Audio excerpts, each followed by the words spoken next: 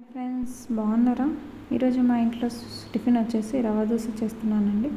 First rava dosa కావాల్సింది 1 cup మైదా పిండి తీసుకున్నాను. నెక్స్ట్ 1 కప్ బియ్య పిండి,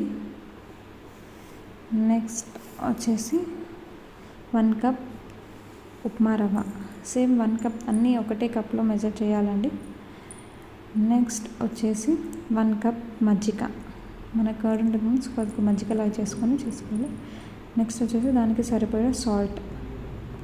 ఇలా అన్నీ తీసుకున్న తర్వాత మనకు కొద్దిగా కొత్తిమీర, నెక్స్ట్ వచ్చేసి ఆనియన్స్,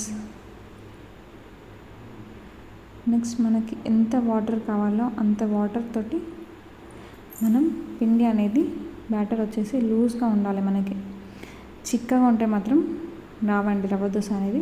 మైదా పిండి మాత్రం మెయిన్ ఇంపార్టెంట్. దాంట్లోకి మైదా పిండి లేని అసలు టేస్టే ఉండదు. కొద్దిగా జీలకర్ర కూడా యాడ్ చేసుకుంటే కొద్దిగా మైదా పిండి బియ్యం పిండి ఇవన్నీ కాబట్టి కొద్దిగా తొందరగా డైజెస్ట్ అవుతుంది పిల్లలకు కూడా. సో కొద్దిగా జీలకర్ర యాడ్ చేసుకోండి. ఇది అన్నీ ఒక హాఫ్ అన్ అవర్ నానబెట్టుకోవాలి. మనం హాఫ్ అన్ అవర్ పక్కన పెట్టుకుంటే పిండి అన్నీ మిక్స్ అయిపోయి కొద్దిగా నానుతుంది కాబట్టి బాగా వస్తుంది. సో ఫస్ట్ మనం వచ్చేసి స్టవ్ మీద పెట్టుకొని దాంట్లోకి కొద్దిగా వాటర్ చిలకరించుకొని మనకి దోశ అనేది మంచిగా వస్తుందండి. సో అలా బబుల్స్ ఫామ్ అవుతాయండి. మనం మైదాపిండి యూజ్ చేస్తేనే అలా ఫామ్ అవుతాయి. నెక్స్ట్ కొద్దిగా దోశ అనేది బ్రౌనిష్కి వచ్చాక త్వరగా మనం తిప్పుకోవడానికి ఈజీగా ఉంటుంది. ఏమీ చిరగడం కానీ ఏమీ ఉండదు. సో నాకైతే పర్ఫెక్ట్గా వచ్చిందండి రవ్వ దోశ.